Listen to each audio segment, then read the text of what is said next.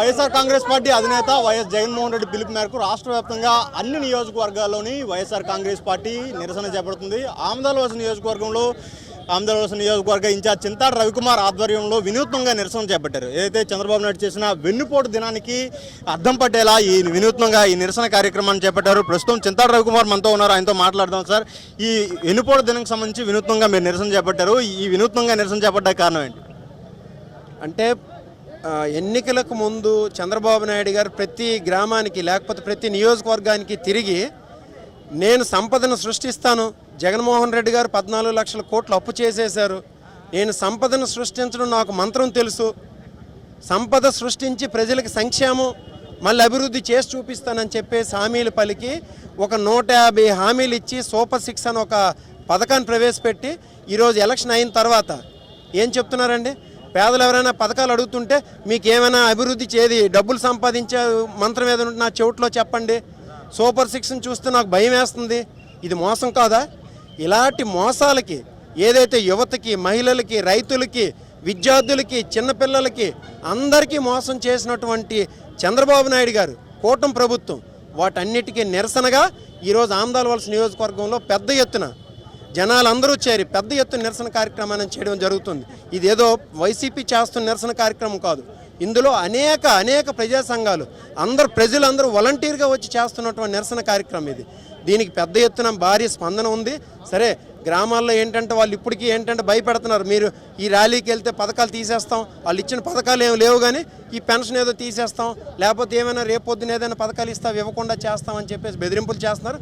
అయినా అవేవి పట్టించుకోకుండా ప్రజలు పెద్ద ఎత్తున ఇక్కడికి వచ్చి భాగస్వాములు అవుతున్నారు. దానికి ఏంటంటే మేము అందరం కూడా ఇప్పుడు ఎంఆర్ఓ దగ్గరికి వెళ్ళి దానికి రిప్రజెంటేషన్ సబ్మిట్ చేస్తాం. ప్రధానంగా మీ ప్రభుత్వంలోని గతంలో ఖజానా ఖాళీ చేశారు, అందుకే సూపర్ 6 హామీలు అమలు చేయలేకపోతున్నామని చంద్రబాబు చెప్తున్నారు. దీనిపై మీరేమంటారు? ఆయన అన్ని అబద్ధాలండి. 14 లక్షల కోట్లు అప్పులు చేశారు జగన్మోహన్ రెడ్డి గారు అని చెప్పారు. కానీ మొన్న బడ్జెట్లో ఎంత అప్పులని పెట్టారు? రాష్ట్రానికి ఉన్న అప్పులు 6.5 లక్షల కోట్లు అని పెట్టారు. అందులో 3 లక్షల కోట్లు సుమారు చంద్రబాబు నాయుడు గారు చేసిన అప్పులే అవి.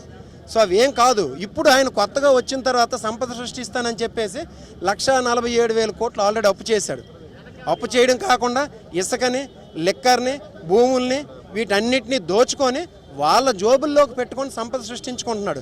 ఆయన ఏదైతే రియల్ ఎస్టేట్ చేయాలనుకుంటున్నాడో అమరావతి పేరు పెట్టి దానికి 70,000 కోట్ల రూపాయలు ఆల్రెడీ టెండర్లు పిలవడం జరిగింది.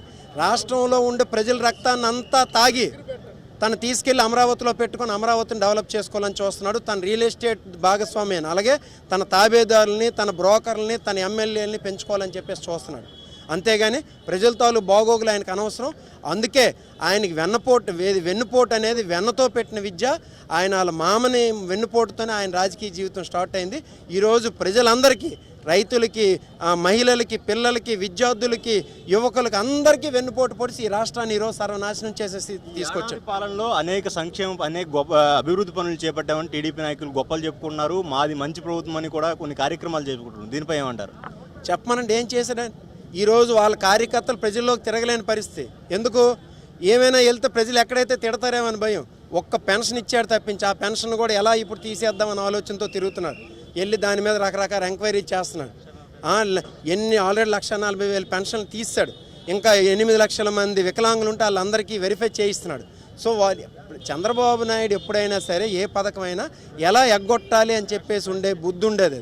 ఈరోజు వృద్ధులందరూ ఏమవుతున్నారండి? రేషన్ డిపోలకు వెళ్లకుండా అనేక ఇబ్బందులు పడుతున్నారు. రేషన్ డిపోలకు వెళ్ళలేక ఇంటి దగ్గర తీసుకొచ్చి ఇచ్చే రేషన్ దాన్ని అంటే ఆయన కొత్తగా ఏమి ఇచ్చినవి లేకపోయినా జగన్మోహన్ రెడ్డి గారు ఇచ్చినవి అన్నీ పూర్తిగా ఆఫ్ చేసి ఈరోజు ప్రజలను ఏంటంటే మరింత ఆయన పని ఇంకేం లేదా రేట్లు పెంచుకుంటున్నాడు.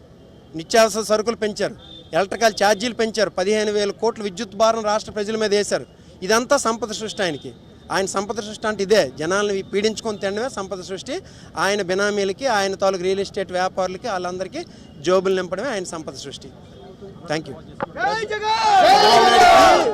మోసం చేయడం వెనతో పెట్టిన విద్య అని, దాంతోపాటు ప్రధానంగా చంద్రబాబు నాయుడు చేసిన మోసాన్ని ఎండగొడుతూ ప్రజలకు తెలియజేసేందుకే ఈ నిరసన కార్యక్రమాన్ని చేపడుతున్నామని ఆమదాలవలస నియోజకవర్గ ఇన్ఛార్జ్ చింతాడ రవికుమార్ చెప్తున్నారు. కెమెరామెన్ రాజుతో సునీల్, సాక్షి టీవీ, శ్రీకాకుళం.